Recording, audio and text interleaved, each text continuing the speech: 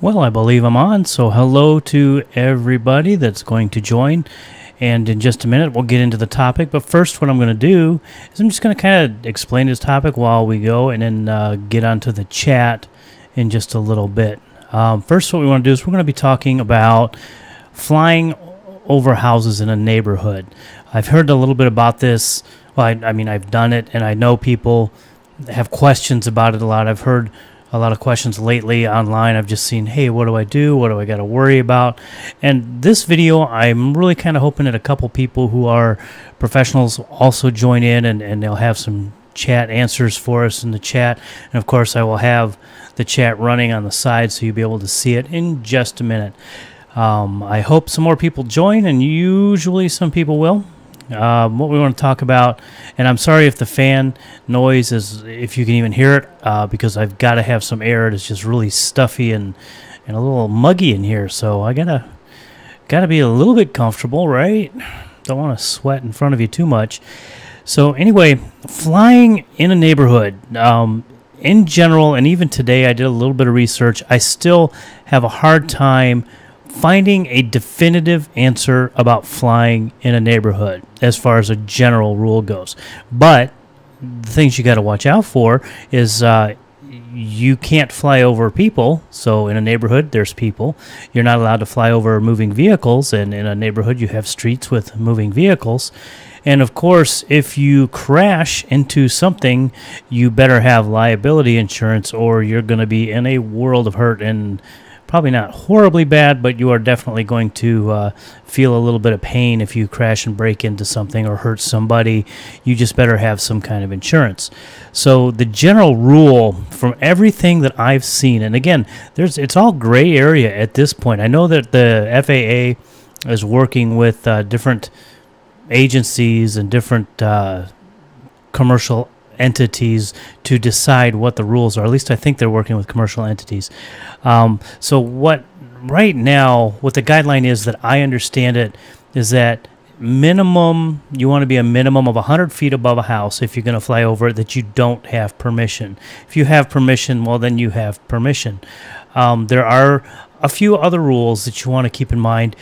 If you have a cranky neighbor, like a couple friends of mine do, and they don't like your drone, and they live right next door to you, they will call the cops on you, and you will have to explain yourself to the cops all the time. But eventually, depending on your personality, if you're a nice guy, you don't really do much about it. And of course, I will get to the chat in a minute. I'm not even watching the chat right now. But anyway, what you could do is you can go ahead and fly. If you're in your own neighborhood, if you are in your own yard, they really can't say anything. And if you're under 150 feet, you're not really going to, if you fall, hopefully you'll fall straight down into your yard. Hopefully you won't fall at all.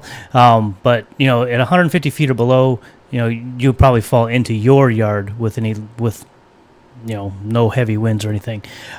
Anyway, if you're flying at 100 feet, that is the general minimum, 80 to 100 feet above their roof, that you can fly. And I think I'm going to make a video showing what 100 feet looks like, 200, and et cetera, et cetera. Of course, I'm going to have permission to fly over a house. But 100 feet is the general rule. And right now, I believe even people I think they're pushing for 200 feet. So if you're 200 feet above a house, number one, they probably won't hear or see you because you are going to be very small. And unless they're looking for you, they're not going to see you. Okay, even if you got some of those drone monitor apps, from what I understand, those drone monitor apps basically monitor the Wi-Fi signal, and if you're not flying via Wi-Fi, you should be okay. Some signals, they're the 5.8 megahertz or gigahertz, whatever the megahertz, whatever you're flying at, just kind of make sure that.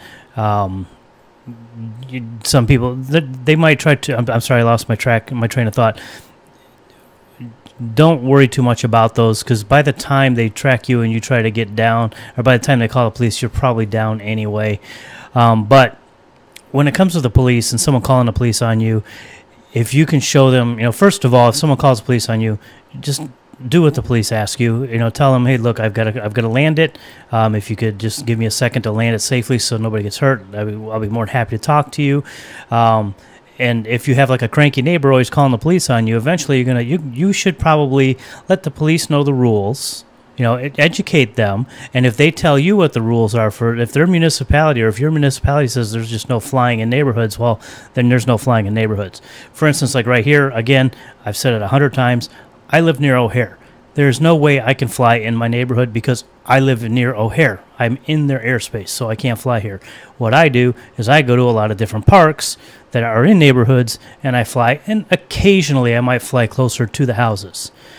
So what I want to do is I want to open this up. I'm hoping there's a couple of people on here that know a little bit more or have some more experiences than I do with the with flying in neighborhoods. Now I will show you some cool footage I've got, so we'll just go ahead and go to the footage real quick. This is some footage I took a few days ago. It was in my video, the park video I did a couple days ago, and this is the original version. This is not the fast-forwarded version of it. And as you can see, there's not anybody on the streets. There's no cars, so I kind of kept it that way, made sure that there were no... It's hard to tell, though. It's hard to tell, or it's hard to make sure that there's no vehicles. And basically, you can't fly over vehicles that are moving, and you can't fly over people, so you have to keep those in mind. But again, there's no specific rules as to how about flying over actual houses. Yeah, here's the beginning of it. It's kind of boring, but it's kind of a nice looking picture. So anyway, if you guys, if there are some drone pilots out there that know a little bit about this and have had whatever experiences, if Jeff is here, he'll tell you about his neighbor. But if you have any kind of experiences or any thoughts, what your ideas or what you think the rules are, because again, what I think the rules are, I'm pretty sure that the rules are that 100 feet minimum above the house, then you're in, because the homeowner does not own all of the airspace above the home. They don't. If they did, they would own pieces of the moon at times when the moon comes around, possibly. So that doesn't happen. So the 100-foot, and again, this is a gray area rule because this is brand new tech.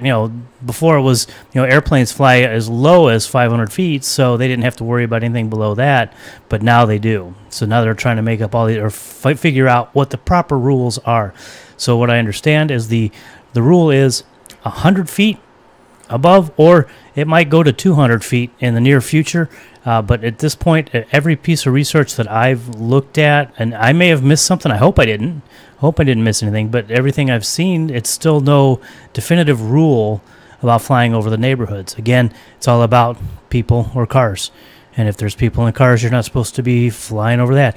Or if there's an event going on, like a neighborhood block party, you don't want to fly over that. Or if there's a car show, unless you have specific permission to be flying over the car show and you have your waivers to fly over it, then you don't fly over like a car show. I've seen a few people do that. I'm pretty sure people have the permission to do that. Boy, we've got a quiet chat room today. Usually it's kind of noisy by now. So anyway, any questions, any comments? One of the videos I do want to make, like I said a few minutes ago, is I want to make a video that shows people what it looks like from different heights. What does their house look like from 100 feet, from 50 feet, from 20 feet? Well, from 20 feet, you can see everything you need to see, and 20 feet is an invasion of privacy, even in my book. I mean, 20 feet, you're pretty much at almost, you're at the second floor level, which is completely wrong. Now, at 100 feet, if you're a drone pilot, 100 feet, it's kind of far away. If you look at some of my posts on my Facebook or on my Instagram, you'll notice I do a 100-foot selfie. You can hardly tell. If I don't stand somewhere in the middle of the picture that's like very contrasty, you don't even know I'm in the picture.